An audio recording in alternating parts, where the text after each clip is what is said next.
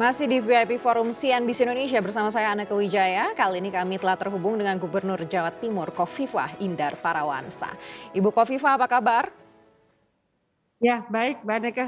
Sehat semua ya, sukses. Baik, Bu Khofifah, mungkin boleh disampaikan langsung seperti apa evaluasi pemerintah Provinsi Jawa Timur terhadap tren pemulihan ekonomi, termasuk juga bagaimana terkait dengan peluang dan tantangan terkait dengan pemulihan ekonomi di Jawa Timur. Ya, kami bersyukur di saat pandemi COVID kemarin, kita memang melihat banyak kepala daerah wait and see bagaimana cara memulainya, banyak yang masih menunggu dan ragu. Akhirnya kami keliling lah itu sejak bulan Juni tahun lalu, Pak Dirut Bank Jatim termasuk yang sangat rajin keliling bersama instansi vertikal lainnya. Ada BI, ada OJK, ada BPN. BPN itu penting sekali loh. Karena di antara mereka yang sudah mendapatkan legalitas sertifikasi lahan, lahan dan bangunan, misalnya lahan dan kebun, itu bisa memiliki signifikansi terhadap kemungkinan mereka bisa mengembangkan sektor ekonomi keluarganya. Jadi dengan BPS, dengan Bulog, kita dengan instansi vertikal termasuk dengan Bank Himbara, kita turun sambil membagi program. Program itu kita bagi antara lain ada yang PEN, ada yang Banpres PUM, dan seterusnya, termasuk di dalamnya adalah BPJS Ketenagakerjaan, karena di sana ada jaminan hari tua, dan itu kita berharap bahwa kebersamaan di antara seluruh instansi vertikal bersama Pemprov Jawa Timur dan Pemkab Pemko ini bisa mendorong tidak sekedar ekonomi mereka yang bisa relatif lebih survive gitu ya, tetapi bahwa semangat bahwa kita ini bergerak itu menjadi penting. Saat itu kemudian kita juga melakukan virtual business meeting. Virtual business meeting ini kita lakukan dengan para diaspora dan itu dikomandani oleh BI. Biasanya perwakilan negara sahabat juga hadir, diplomatnya, dan diplomat kita juga seringkali hadir. Luar biasa sebetulnya. Ini Pak Wali di Kota Malang itu ada ibu-ibu yang bikin keripik kayak tales, kayak beberapa yang kategori polo pendem lah. Mereka bisa menemukan market 1 bulan bisa 10 ton mereka kirim ke Uni Emirat. Ada yang hampir saja tidak bisa membayar kurnya kembali ini dari Malang, ternyata dia dapat market di bahkan beberapa negara bagian di Amerika. Jadi mereka dapat di San Francisco, mereka dapat di Florida, luar biasa. Itu dari virtual business meeting yang kita lakukan. Saya ingin menyampaikan bahwa kita juga melakukan virtual business meeting misi dagang dengan berbagai provinsi karena kekuatan ekonomi Jawa Timur antara lain adalah dari perdagangan antar pulau dan antar provinsi. Di tahun 2020 kemarin perdagangan antar provinsi Jawa Timur itu surplus 91 triliun. Ekspor ke luar negeri kita mengalami defisit 8,1 triliun. Kaitan dengan ekspor kita yang mengalami defisit ini Mbak Neke, sepertinya agak banyak yang dipengaruhi karena keterbatasan kontainer dan itu sampai sekarang. Jadi sekarang ada pabrik furniture terbesar di Indonesia itu sedang mencari 600 kontainer. Kemudian ada yang salah satu perusahaan di Mojokerto itu yang kemarin kehilangan 10.000 ton ekspor lebih karena kontainer yang tidak tersedia. Kami sudah mengkoordinasikan sejak bulan Juli yang lalu. Saya sudah sampaikan bahwa Agustus ini kita kemungkinan shortage loh kontainer. Dan seterusnya ternyata tidak mudah memang untuk melakukan pengadaan kontainer di saat import kita memang mengalami penurunan. Agak banyak biasanya dari import, kemudian kontainernya dipakai untuk ekspor kita. Berikutnya barang-barang kontainer ini lebih banyak di Tanjung Priuk. Jadi banyak sekali eksportir yang kemudian membawa barangnya ke Jakarta supaya bisa mendapatkan kontainer yang sedang ada di Jakarta.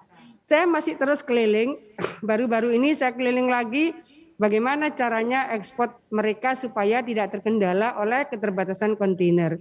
Karena sesungguhnya ekspor produk pertanian dan perikanan ini marketnya luar biasa. Ada di antara mereka yang memang harus pesan ke headquarter-nya. Jadi pemilik induk dari kontainer itu ada di berbagai negara, baik di Eropa maupun di Amerika. Ini adalah PR secara nasional juga di ASEAN countries, sama mereka menghadapi kendala untuk kesiapan kontainer jika mereka akan ekspor barang-barang produksi mereka. Jadi mudah-mudahan kita bisa segera mendapatkan ruang untuk mendapatkan kontainer yang cukup, karena market dari berbagai produk terutama agro di dalamnya termasuk perikanan itu luar biasa. Alhamdulillah dibanding dengan tetangga-tetangga provinsi kita, saya ambillah di Jawa gitu ya.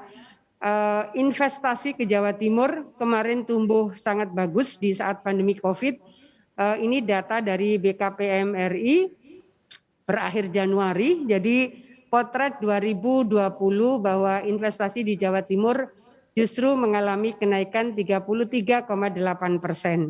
Itu PMA dan PMDN. Khusus PMDN tertinggi adalah investasi di Jawa Timur. Ini menurut kami adalah sebuah peluang yang juga tantangan, bahwa di saat pandemi COVID ternyata banyak investor yang mempercayakan untuk investasi di Jawa Timur.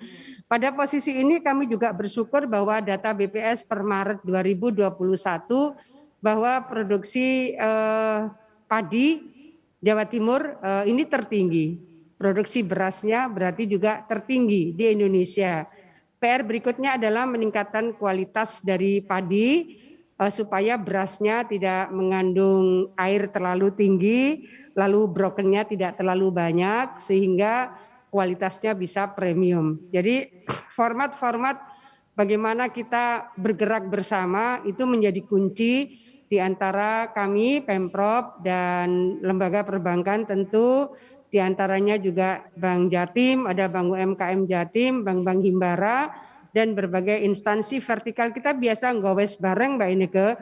Di antara kami ngowes, kami kemudian berhenti di beberapa titik, ada titik UMKM, kemudian ada titik pasar, dan titik-titik terakhir di mana kita membagi program bersama-sama.